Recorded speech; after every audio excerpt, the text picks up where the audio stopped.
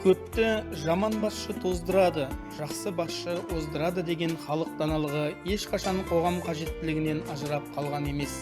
Бәсекеге негізделген заманауи қоғам жақсы көшбасшымен ғана табысқа жете алмақ. Халықтық танымда көшбасшы қоғамға, ұйымға немесе топқа ықпал етуге қабілетті тұлға.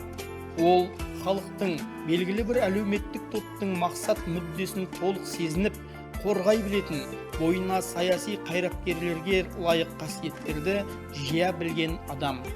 Білімділік, парасаттылық, алғырлық, ақылдылық, қажырлылық, ұйымдастырушылық, жауапкершілік және іскерлік сияқты қасиеттер мен қабілеттер көшбасшының бойында міндетті түрде болуы керек.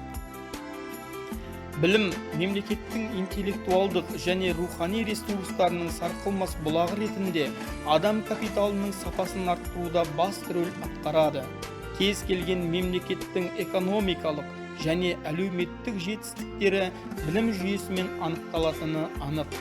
Білім алу мен беру адамның жеке басының құқығы мен қоғамдағы міндеттерін қарастырумен бірге, тұлғаның жеке басының бостандығының кепілі бола алады. Сондай-ақ қоғам дамуының ең басты факторы болып табылады.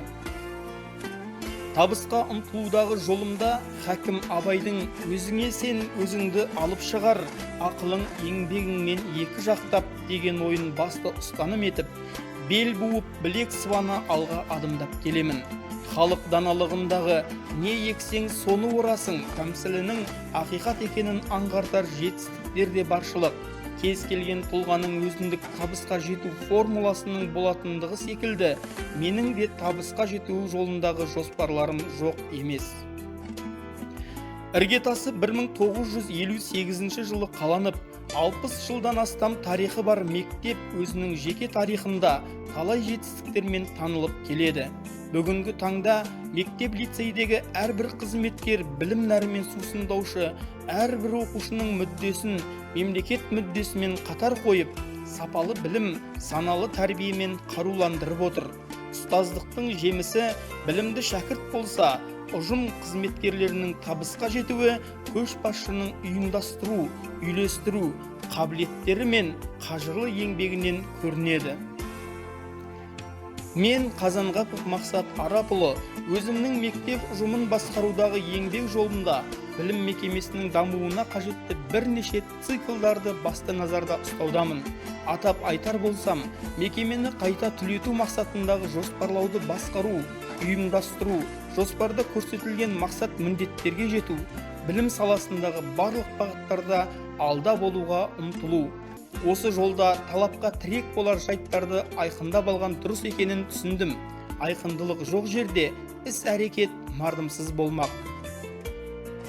Айқындылық әрбір табысты менеджер үшін басты қағида болуы керек деп айтар едім.